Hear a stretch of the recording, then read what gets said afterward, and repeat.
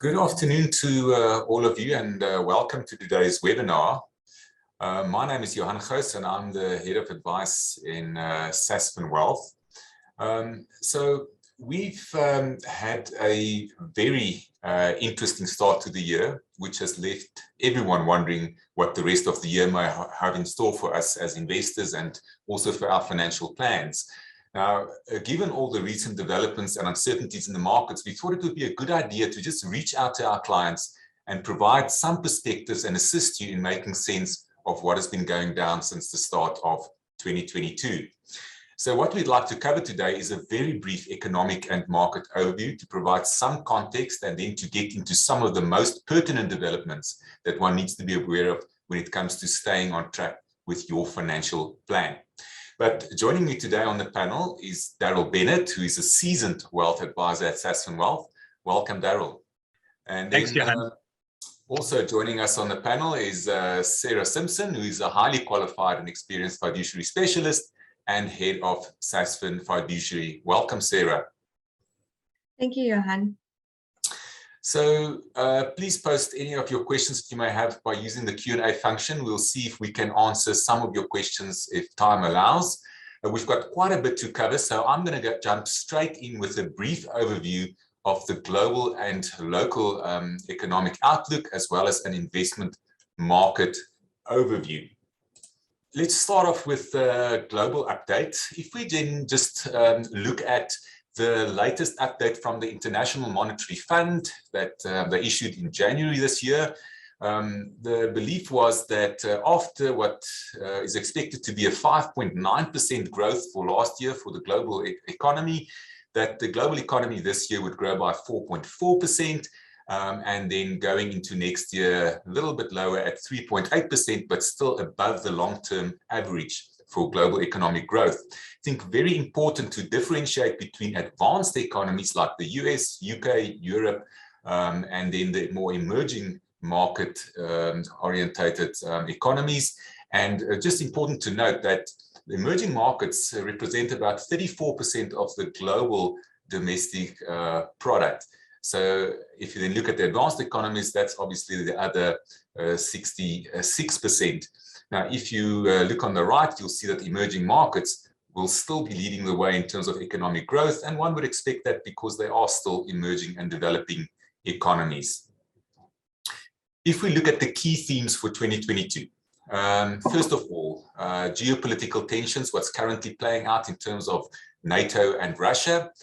Then also, if one look towards what we've been living with the last 2 years, Omicron, the question is, is this the beginning of the end, given that we've had this new variant, which has not been that dangerous, but that has been able to spread quite quickly. The other themes would be, inflation. We know that there's a lot of inflation pressure in the world. Is it transitory or is it structural in nature? And then what does that mean in terms of the normalizing of interest rates, and basically the end of cheap money? The other theme that's is definitely top of mind is the one about the consolidation of government debt, because balance sheets around the world for central banks have just been growing rapidly. And I'll touch on one or two of these themes in a second. And last but not least, the theme that we cannot ignore, with China being quite a big player in the global economy, the regulatory change that's happening there, and also the economic transition. And the question is, will they be able to transition in a way that will result in a hard landing or not? But let's look back at what we're currently facing. A week ago, we saw the invasion by Russia of the Ukraine. It's been coming a long time, since 2014 specifically, when Russia basically also made their move on Crimea.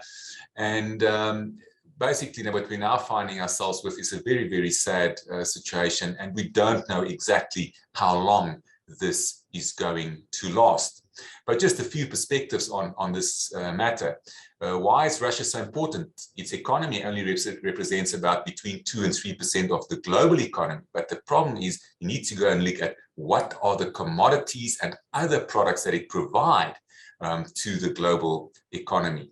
And the first one to note is just if you purely look at commodities, palladium, platinum. So they provide 37% of the palladium for the world, 10% of platinum. When we look at food, they provide 18% of oats, 11% of wheat, and you combine that with the Ukraine, and it's a significant number that they represent in terms of wheat exports to the rest of the world. And then last but not least, the key issue about energy, gas, they represent 17% of all production of gas in the world and 10% of oil. Also important to note is who are basically dependent on the gas exports of Russia. Germany basically relies on 49% of its gas needs from Russia, Italy 46%, and France 24%. So Europe as a whole basically requires about 40% of their gas needs to be met by Russia. If we then look at who's the trading partners of Russia, it's very much the NATO countries. It's Germany that is right up there after China, the US, the UK, Italy, and Netherlands. So basically what we know here is that this whole invasion of the Ukraine could become very, very costly for Russia. And you will ask in the end if it was really worth their while. If we then look at the implications of what Russia has been up to in the last week, well, first of all, how things are going to play out, how long the conflict's going to last, and the aftermath, that will determine what the potential implications would be for the world. It will also vary according to the region, depending on the trade relationship, as I've illustrated in the previous slides, and also the economic dependencies. We know that there's going to be a rise in oil, gas, wheat, and other commodity prices, which will put further pressure on global inflation in terms of specifically fuel and food. The whole issue about supply chain risks that we've seen with the COVID pandemic will come back into play again, and there will also most probably be a rethink of central banks in terms of how fast they're going to be raising their interest rates. Investment market uncertainty and volatility will be there in the short term, and the rand will be under temporary pressure, and that strengthening that we've seen in the last few months or towards the end of 2021 is going to be delayed. And last but not least, the trade balance for South Africa should benefit from a weaker rand and higher commodity prices. But just looking at some of the themes, Omicron, the question here is, are we moving from a pandemic to an endemic situation where COVID is now just part of the world and the way that we live? The other theme would be the one around inflation. You can see the yellow bars. That's the current inflation for the US, New Zealand, UK, etc. And you can see that the yellow bars are way higher than the 5-year, the 10-year averages, or even where inflation was last year. US, for example, it's at a 40-year high in the US. Global inflation at the end of January was 6.1%, which is the highest since 2008. So something that the central banks cannot ignore. Oil prices specifically has gone up by 80% from a year ago. And just from the start of this year to where we are now, it's up around about 43%. So this morning, it was at a level of $117 per barrel, coming from as low as $20 per barrel in March 2020. If we then look at the situation around debt for central banks around the world, you can see that total government debt, including the major economies, is pretty much at the second highest level nearly when you compare it to where we were at the end of World War II. So basically after the 2008-2009 financial crisis, central banks have been pushing a lot of stimulus into the market, and as a result, the debt on their balance sheet have grown significantly, and they will have to turn that around at some point. Yes, inflation helps to reduce it in real terms, but inflation is not the answer to solve your debt problems. So then basically finishing off, what does this all mean for interest rates? We're still sitting with record low interest rates around the world with most central banks. And you can see here that the European Union is still in negative territory. The dark blue line, you'll see a little bit of an uptick there on the right. It's the UK that was the first mover in terms of the major central banks starting to raise rates. And the question obviously is, when will the US start? And the expectation is that they will start in 2 weeks' time during their March meeting.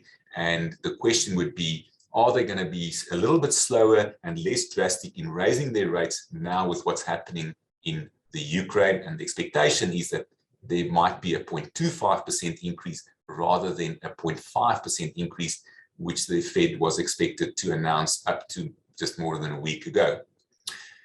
So let's look at the local economy briefly.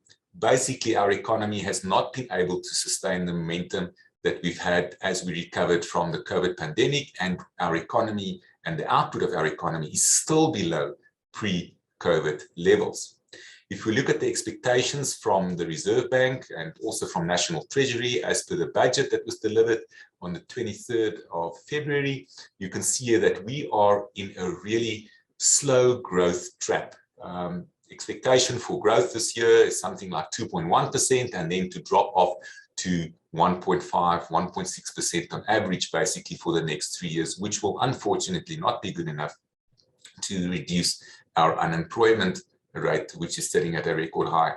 Some of the good news is that our total government debt to GDP ratio will most probably now be leveling out at 75% in around about 2025, 2026, rather than the previously expected 78% that we saw in the medium-term budget towards the end of last year.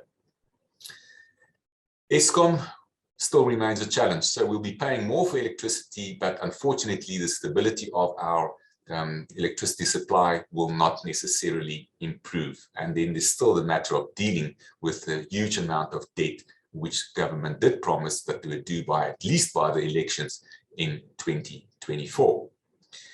If we then look at the inflation outlook for South Africa, you'll see here the outlook based on the latest Reserve Bank forecast is that we expect inflation to in this year to be around about 3.8%, and going into the next 2 years around about the midpoint of the range of 3 to 6% that they target, so around about 4.5% per annum.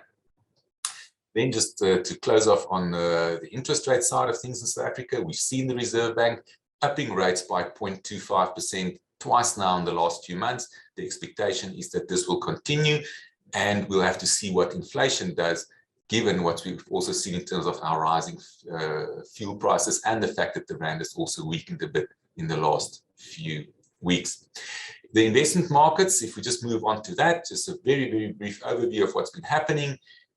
At the end of last year, the global equity market was still running pretty fine, and it seems like somebody just flipped a switch here at the start of this year, and the global equity market then basically sold off. First of all, concerns around higher inflation, interest rate hikes, and then eventually, after a little bit of a recovery here towards the end of January, this whole situation with the Ukraine started playing out, and now we've seen that second leg of a turn down. So for the year to date, for example, the Nasdaq is down 12% in dollars, the S&P 500 around 10% down, so they are basically in correction territory as we speak.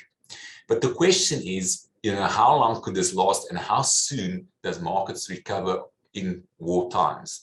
And these are just a few examples of different wars that's been playing out over the last 3 or 4 decades, and kind of like what the markets did in terms of a sell-off, the first column there, the sell-off, and then basically where these markets were 1 month later, and then the third column there, where the markets were 1 year later, and the last column, the amount of days that it took for markets to get back to where they were pre the war event that was playing out. And what you'll see here is that in most cases, the markets were back to at least the same level 3-4 months. And in most cases, after a year, the markets were actually up quite a bit from where they were before the wars. So basically, one should just be wary of not getting caught up in the noise and selling out at the wrong time. Your portfolio should be diversified and give you that protection. If you look at the local equity market, our market last year, 4 or 5 months, where it just basically went sideways. Then we saw a bit of a sell-off there in August, September. And then from there, we just had this very nice run. And even including this latest sell-off with the Ukraine, market recovered pretty well on the back of commodity prices going up. So our resources sector for this year to date already up 22%. The JSE for the year 2022 Year to date is up 6%, but this run year from about the end of September last year to where we are now has been around 24%. So our market is up 13%, despite all the noise. And then just to finish off, the rand remains on a roller coaster ride. You would look back at last year, at some point we were close to 15.50 to the dollar. We strengthened to about 13.50 to the dollar in the middle of last year. Then we saw quite a bit of weakening as a result of more offshore developments, and the rand went back to 16.25, then strengthened again to 15 rand or just under 15 rand to the dollar earlier or in February, and then has been weakening again. So in the last year alone, our market traded our rand traded somewhere between 13.50 and 16.25 to the dollar. And if you look at everything together, we basically are at the same exchange rate level than we were a year ago. So the rand will remain volatile, and that's why you should never try and really time the market when it comes to making your decision about offshore investments. So that basically is what I just wanted to quickly cover around the local and global economy. And it's interesting, we can talk about this, about investment markets forever, but I think what's more important is to understand what everything means for our clients when it comes to their financial planning journey and their ability to accumulate sufficient assets to leave a legacy and also to live the lifestyle they desire during retirement. So I think a good place to start would be to have a brief look at what was announced by the Minister of Finance during the budget last Wednesday, and that has reference to the personal financial interests of our clients. So from a tax perspective, it was good news that personal income tax rates were left unchanged and that there were no announcements about the introduction of a wealth tax or an increase in the VAT rate. An adjustment of 4.5% was made to the personal income tax brackets, which is the midpoint of the inflation target of the SARB. The problem here is that if CPI inflation comes in above 4.5% in the next year due to, for example, an oil price shock and a weaker rand, then taxpayers and households will be worse off in real terms. I think the one positive announcement was an increase in the medical tax credits. The general fuel levy was left unchanged for the first time since 1990, and the only relief here is that government basically decided not to increase the levy, even though they could have done so. But other than that, I think taxpayers already feel the pain of a record fuel price, which is now above 21 rand per litre for the first time ever. The tax-deductible contributions to retirement fund savings were left unchanged at the greater of 27.5% of remuneration or taxable income, and then capped at an annual limit of 350,000. Now, these limits have not been changed since 2019. In addition, the tax-free savings limits are still limited to 36,000 rand per annum, with a lifetime contribution of 500,000 rand. And the 36,000 rand annual limit is not much higher than the 33,000 limit one was allowed in 2018 already. So I would have personally liked to see an increase in the incentive for South Africans to save in real terms by National Treasury by increasing the retirement contribution and tax-free savings limits. Daryl, I want to actually start off with you now. It was another positive that we've seen in the announcement, and that was that the amount that retirement funds may invest offshore as per Regulation 28 of the Pension Fund Act has now been increased from 30% to 35%, and that is separate from the additional 10% that you can invest in Africa. So you can in total now invest 45% offshore.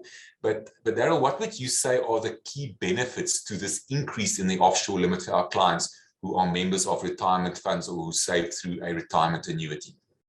No, thanks, Johan. I would have liked to have seen a little bit more than the 5%, but you take what we can get.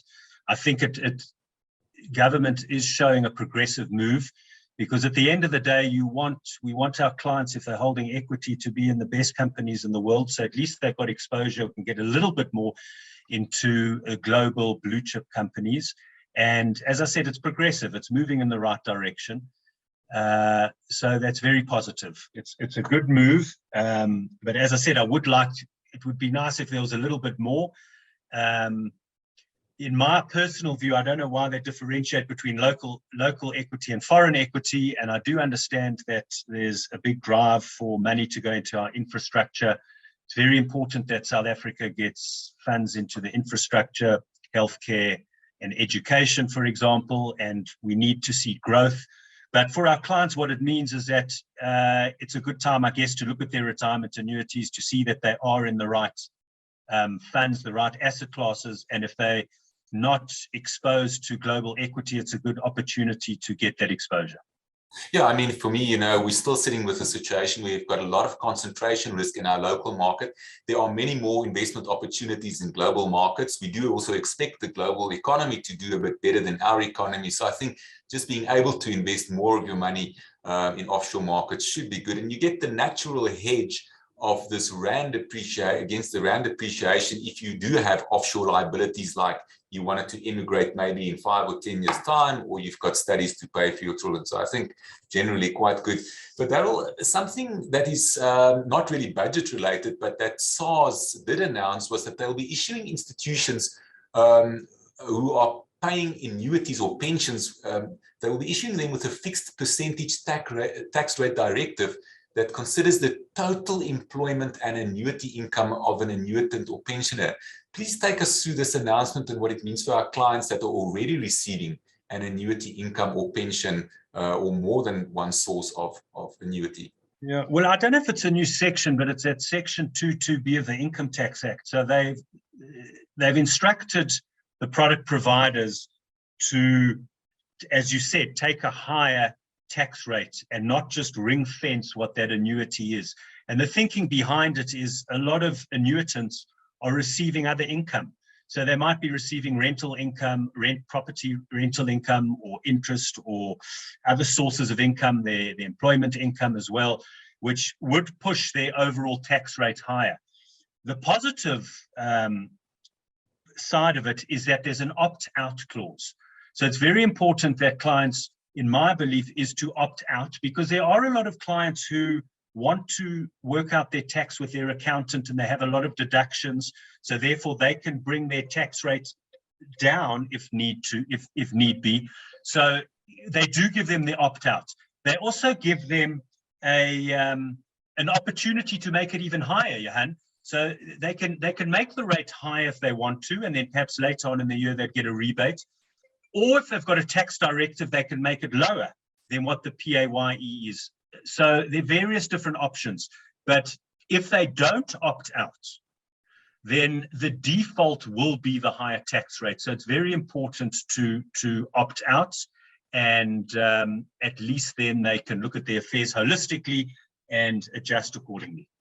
Yeah, I suppose one wouldn't want to pay the receiver more than you should, but you also don't want to be in a situation where suddenly you're sitting with this debt that's due to SARS at the end of the year. So yeah, I think, as you say, people must just go and do their calculations, do their homework, and make sure that they are choosing the right option. Sarah, I want to come to you now and say, what relevant changes were announced in the budget from a traditional estate planning perspective, and what would you have liked to see in the budget? Well, there were no changes to trust taxes or estate duties or transfer duties or donations tax. So traditional wealth taxes essentially have remained the same. But this is really a small victory for us. It was stated that they will be focusing on wealthy individuals, and specifically it seems to keep on going back to provisional taxpayers, but specifically provisional taxpayers with assets over R1 million will be required to declare specific assets and liabilities at their market values in the 2023 returns. So bear in mind, this does not have an immediate effect, but also what was of interest was that the market values of private companies may need to be disclosed, and this may take quite some analysis. So all of this seems to be more of a data collecting exercise for us. So although there were no additional wealth taxes, there are clear indications that Treasury is collecting data to assess the viability of the introduction of further wealth taxes. Now, Johan, I wouldn't necessarily take this as a negative impact. And I think, maybe we should all be relieved that analysis is preceding the plan of action, which is really not always the case. Also, just on the CGT side, there's no changes to the CGT inclusion rate. Obviously, with the change in corporate tax for the year ending 31st of March 2023, the company effective tax rate for CGT will be 21.6. Now, you asked what I would have liked to have seen. Obviously, there was no expectation of that, but I would have liked to have seen an increase in the state duty abatement. So whilst we're all sitting here and we're breathing a sigh of relief that there are no increases, there've also been no increases for a very long time on any of the abatements or exemptions or deductions. I mean, if you look at the donation allowance, it's still fixed at a meager 100,000 Rand. And all of this does lead to more tax due to inflation, with no increases in the abatements or the exemptions or the deductions. So yeah, I think that's the point, is that in real terms, you always have to come back to real terms and understand what is happening to your wealth in real terms. So I think that is something that one would like Treasury to typically be focusing a bit on more. But Sarah, before we move on to some of the specific financial planning elements, there was previously mention of South Africa retaining taxing rights on local retirement funds when retiring offshore. Has this been considered further recently? Well, Johan, there was a great fear of deemed exit tax on retirement funds. Thankfully, there have been no further actions, and it's just really been a mention of this perhaps being considered further. You know, I think that perhaps they rethought this and they realized how many treaties would need to be amended to make this feasible. They would have to give this substantially more consideration than they actually have done. And obviously, this would need to undergo quite a bit of negotiation with the different jurisdictions. What we need to be aware of is that in terms of the current double tax agreements, some allow South Africa to retain taxing rights, and some have a number of years after which the new destination actually takes on those taxing rights. So this could potentially be in the future, and this is what we really are all very scared of, is that South Africa retains its taxing rights on local pensions, even after ceasing residency. For now, we can all breathe a sigh of relief. There's nothing more on that. Okay, great. So, you know, if you look at the approach that we follow at Sasfin Wealth from a wealth advice perspective, you know, we follow an integrated or holistic planning, financial planning approach.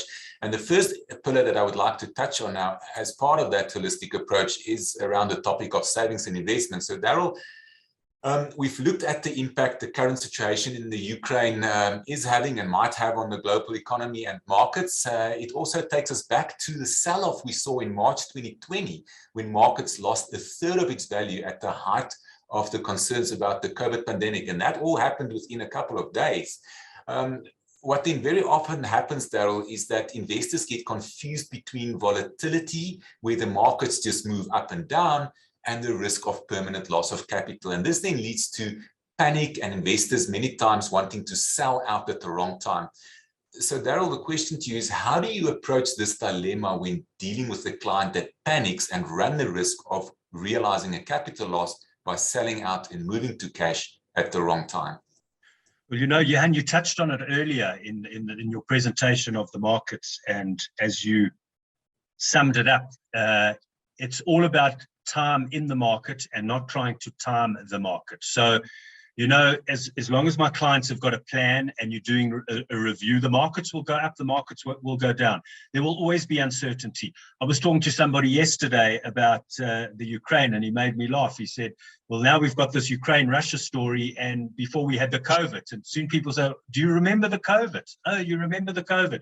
And when Ukraine and Russia is finished, there'll be something else.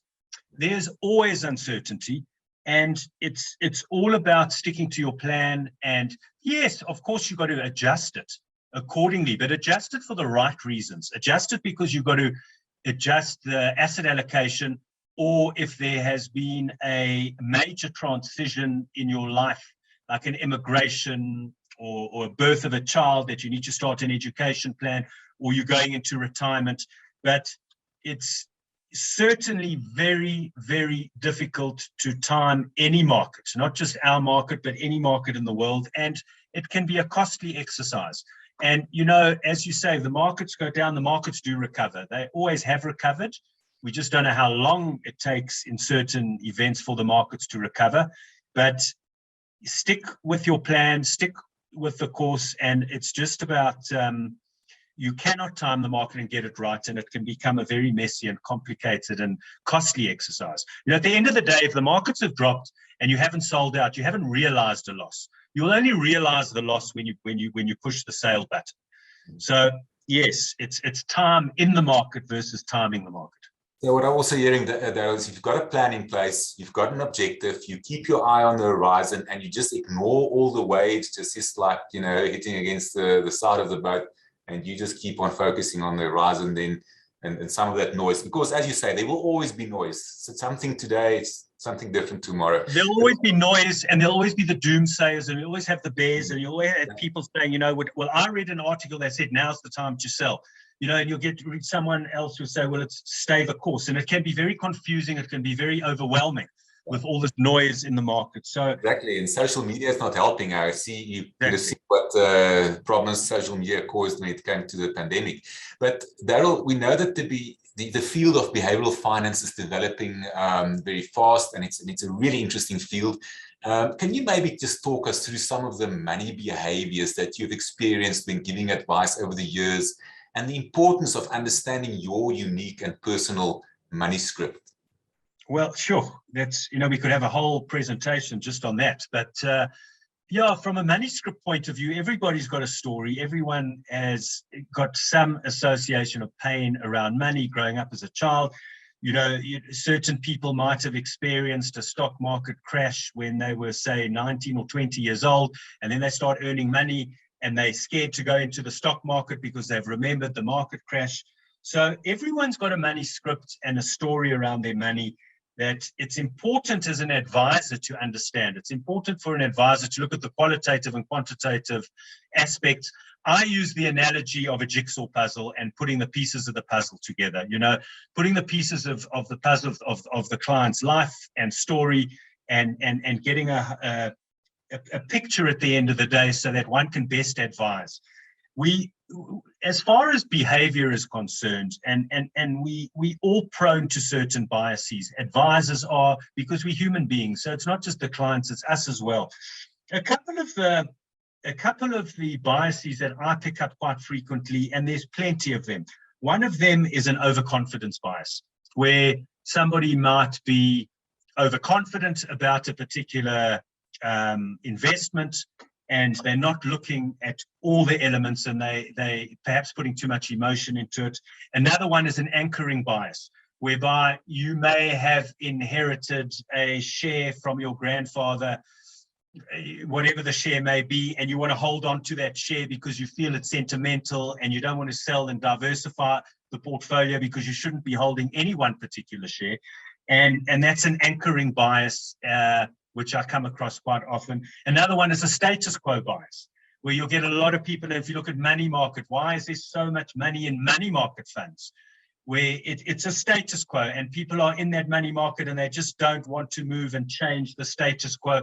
And it can have a negative impact on their outcome one day as far as their retirement is concerned, because, for example, if you are earning a little bit of interest on cash and you're seeing your investment growing ever so slightly, you've got inflation as the risk. So in real terms, you could be going backwards. And another one is a mental accounting bias. That's where people have different, they account for certain aspects, and they put money in different pockets instead of sticking with a strategy and looking for a targeted return above inflation.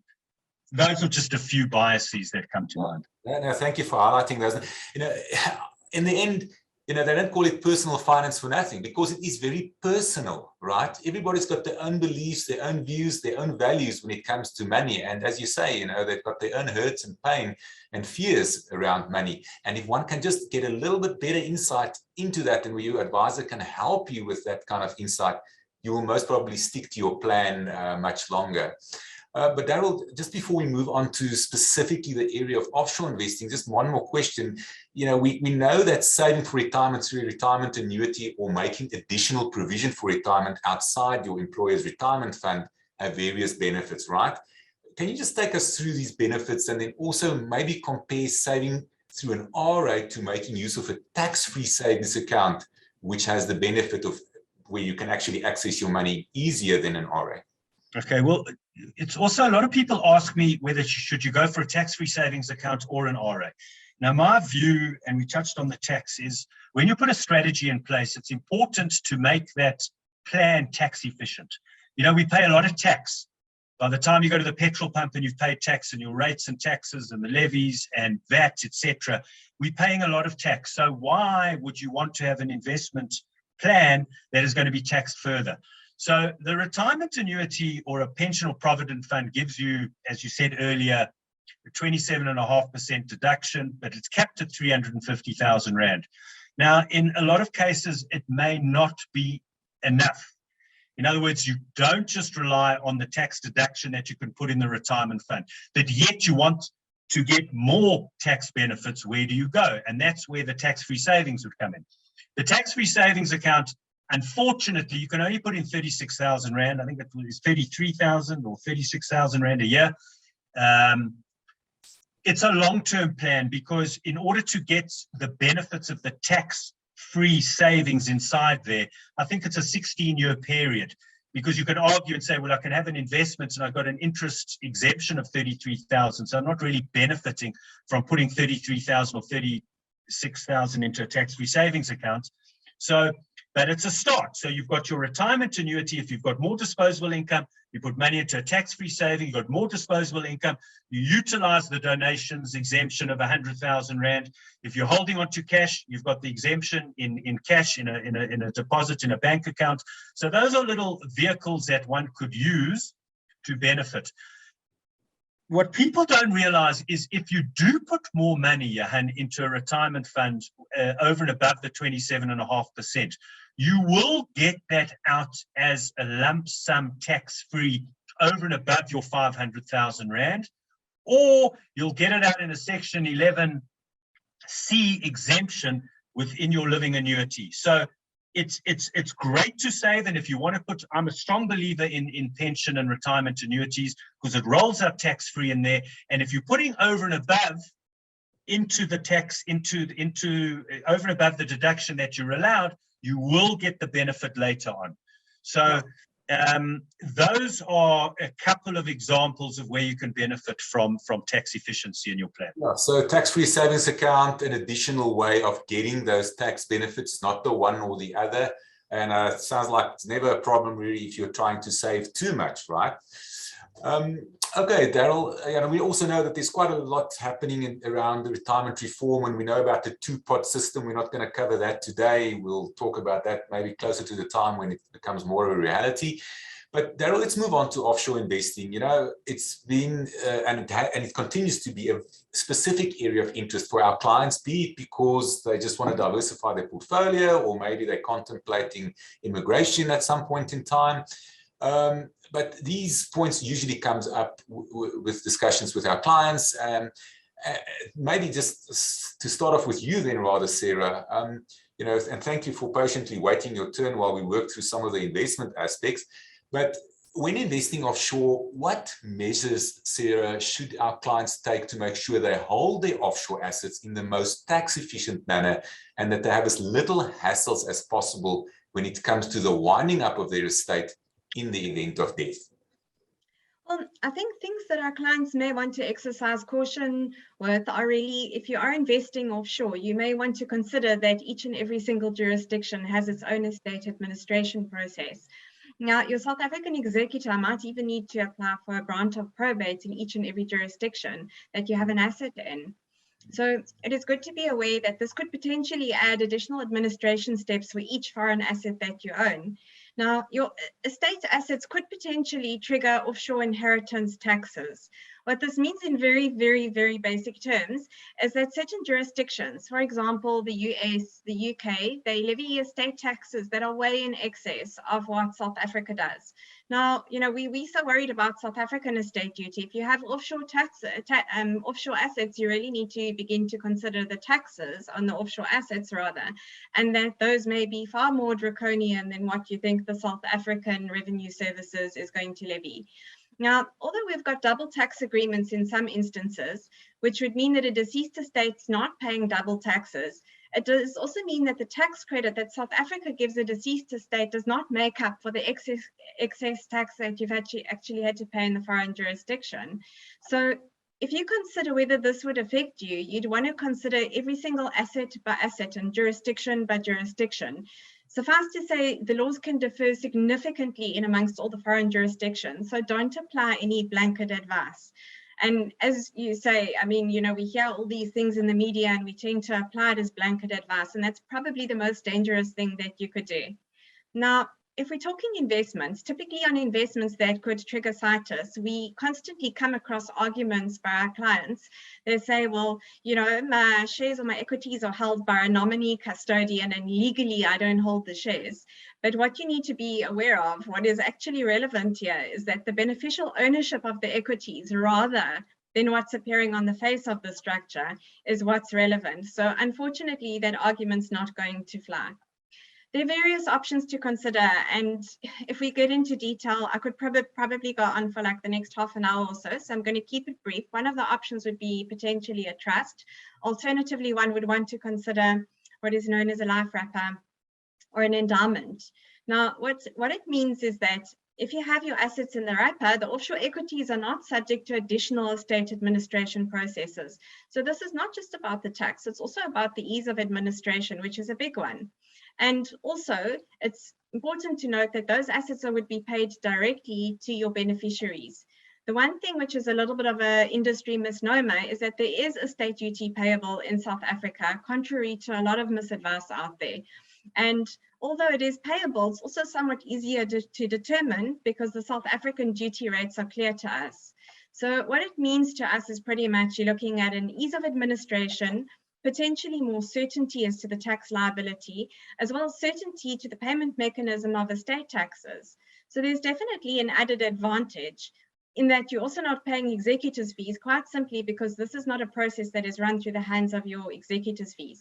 So you're looking at an advantage of no executors' fees on an asset, and you're also looking at the fact that that asset may not be wound up in potentially lengthy administration process at the South African master's offices, which we are having problems with at the moment. So there are a couple of advantages to considering those two options. And can I come in here? If I can just add and to what Sarah is saying, and Sarah, you spot on. There are two more very big benefits of having an endowment, whether it's offshore or local, and that is there's a huge arbitrage on the capital gains tax.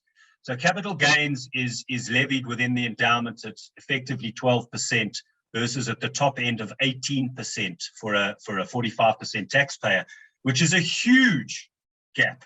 Okay, it's a 33% difference. Now,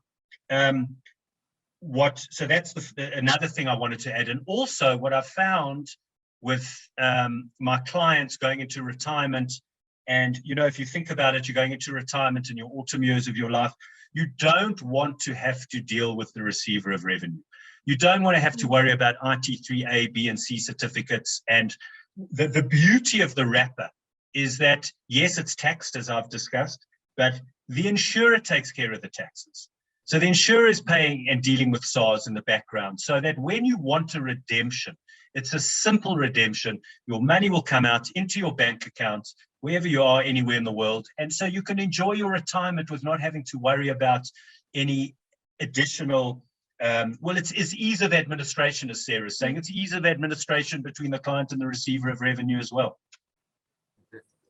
Great, and I think that's the point, right? Is we hear so many times that people just basically focus on the tax side of things, and there are so many other things to consider as well. I'm just looking at time, and we've got quite a bit to cover still. So, Daryl, a year ago on 1 March 2021, a change in legislation was implemented related to immigration and one's ability to access your retirement savings in order to move it offshore. You know, we haven't touched on this before, but can you just briefly give us just again an overview of, you know, take us through the requirements for accessing your retirement savings when immigrating? Okay, so when you talk about retirement savings, so currently if you're in a retirement annuity or pension or provident fund and you emigrate, and Sarah, you can just correct me if I'm wrong here, I believe that there's a 3-year waiting period before you have officially immigrated, or you can prove to SARS that you are living elsewhere and you're a resident of a particular country, and then you would be able to access your funds as if you could cash out all of it out, subject to the ring fence tax table on retirement, which at the top end is 36%. So it's something to consider. I often speak to my clients before I'm commuting retirement funds into a living annuity, because if a client is going to emigrate and they don't want to wait for that 3-year period, then they don't want to go into a living annuity, because the living annuity you cannot cash out. It's some anomaly, because the living annuity is not linked to the Pension Fund Act, and that's where the flows come from. It's more linked to the Long-Term Insurance Act and the Income Tax Act. So if you're in the living annuity, you can't unwind it back into the retirement fund. And if you've emigrated, you cannot cash out your living annuity. You would have to redeem the funds into your South African bank account, and then buy foreign exchange and get it out to the country that you're at. And also, it's more encumbered in the sense that if it's locked into the living annuity. So it's very important to consider your immigration plans, if there are, whether you're going to commute the retirement fund into the living annuity, and whether you can wait for that 3-year period if you are not going to. Yeah, no, very interesting. I would like to spend a little bit more time on this, and maybe we can come back to another question just now, Daryl, but I would like to maybe just move on to the next area of financial planning, specifically the estate planning side, or the wealth preservation side of things. Sarah, Sarah, what should one's priorities be when it comes to drawing up an estate plan? Well, I think with drawing up an estate plan, the major priority for me is not taking chances. And typically what we see amongst clients is they go and they draft a will somewhere, or they find an old version and they redraft it themselves, is that you don't have an estate plan until you've done the exact calculations. So if there's one thing that I could add is calculate numbers. Don't just focus on the words in your will, because very often when we persuade clients to go through the numerical calculation, what happens is they have a look at the outcome. They have a look at the estate duties and capital gains tax. And when the words are converted into numbers and they look at the numbers don't equal to what they wanted to happen. So it's very important, if you think that you're doing a holistic estate plan, unless you've calculated everything down to the rands and the cents, you probably don't have an estate plan. So you don't want to draft a will without being able to tell anyone what your executor's fees are, your estate duty, your capital gains tax, your transfer tax, all of that you should know. So we know a will is the fundamental start to any proper estate planning, but what are some of the most common mistakes that people still make, and how could that impact on their estate and legacy that they want to leave? I'm conscientious of the fact that we're very short of time, and I've got lots of common mistakes, so I'll try and narrow it down to a few. So typically, most clients don't understand how their marital regime affects their estate and what is attributable to their spouses under law without even having to put words in a will. Also, another thing is, when you leave your assets to a testamentary trust for your children, you should exercise caution to sell my worldly assets to a testamentary trust, because you might have offshore investments and you may be, by words, you may be imputing those to be liquidated and brought back into South Africa. So that's something to think through. Also, with people buying up properties in Spain and Portugal and everyone trying to get some visa of sorts, you've got to be very careful. The laws of forced heirship in those countries could be forced heirship that fall outside of the legitimacy of your South African will. So that's definitely something to consider. Also, another thing is people keep putting their life policies and retirement funding in their will. If you've got nominated beneficiaries, your will does not supersede those nominations. So you don't have to deal with it in your will. Also, we live in a very diverse society, and we need to be conscientious of the fact that the tenets of different religions, or even partnership versus marriage arrangements could have an effect on your estate and the devolution of assets in terms of law. Just to add to that, people seem to be leaving life policies to their children as beneficiaries. Just be very cautious when you add minor beneficiaries on, because the life policy company may very well just pay those proceeds over to children. So those are just but a few words of caution. I can carry on the subject. Yeah, no, thanks. Just maybe, this issue about trusts, is there still room for trust in an estate planning environment? Or just give us a very brief view on that. Okay, Johan, I'm very pro-trust. So, you know, the reality is that you cannot do certain types of estate planning without trusts.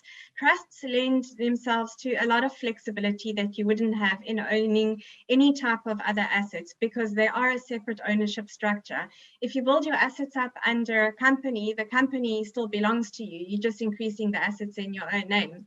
And, you know, there is a bit of a misunderstanding with trusts, because people for some reason seem to think, well, I've got a trust, perhaps I don't need a will.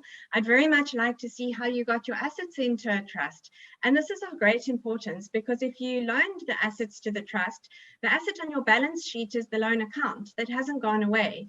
And you may want to consider how you deal with that in your will. So, for example, if you've got this loan to a trust, you could bequeath that to a wife. You can bequeath it back to the trust so that it's obliterated. Each and every single one of these choices as a decision has a tax effect. And you shouldn't be making these choices once again without calculating the exact numbers and understanding the numerical calculation of your verbal choices. Yeah. Okay, and you must be clear about why you are establishing that trust. I think that's very important. Just one last question on this topic of estate planning. So if all my assets are held in a trust, would I still need a will? In all likelihood, you probably will. It's unlikely that all your assets would be in a trust without a loan account.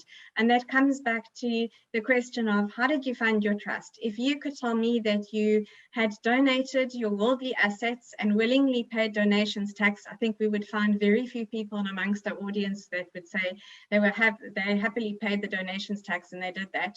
Then essentially you may be sitting with a loan account, which is still an asset on your balance sheet and still needs to be dealt with in your will, unless you were a beneficiary of a trust and all those proceeds were added into the trust prior to you being involved in the trust, so to speak. Sarah, can I ask you a question regarding a will? Would somebody still need a will if the assets are in a trust but they've got minor children to deal with guardianship in the event of them passing? Yes, of course. So, I mean, it's very important to note that the will deals with all sorts of other things, including guardianship nomination. It's not just about rerouting your assets and who they're going to. Very much so, Daryl, and very, very relevant point. So just moving on to the final pillar of this holistic integrated approach to financial planning, Daryl, I want to come back to you. It's about the risk planning. Just very briefly, what types of risk cover do we need as individuals, and what are your priorities when it comes to protecting yourself and your assets? Sure, it's a good question. I use the analogy, I've got to take a piece of cotton wool and a titanium belt and strap up my client in that titanium belt wrapped up in cotton wool, so if anything happens to them, they're okay. So where would you start? I would imagine you would start with a medical aid. You don't want to land up in a government hospital in South Africa. If you can afford a medical aid, that's important. Then you can expand on the medical aid and say, well, the medical aid doesn't cover everything, so therefore you'd need a gap cover. And gap cover in case you land up in hospital that doesn't cover you from the medical aid. And then you move on down the line. If you've got dependents or you've got a lot of assets, you might need to look into life insurance. Okay. And life insurance is very complicated and it's complex and it needs to be reviewed. It's basically like a pendulum. As your assets are growing, so you should be reducing your life cover over the years. So you can then move on after life cover to dread disease cover. Dread disease cover is a bit of a moot point. If people don't have any debt, perhaps they don't need dread disease cover. But I was with a client earlier this morning whose father had dementia and he's a very wealthy person and he felt he wanted dread disease cover in his portfolio.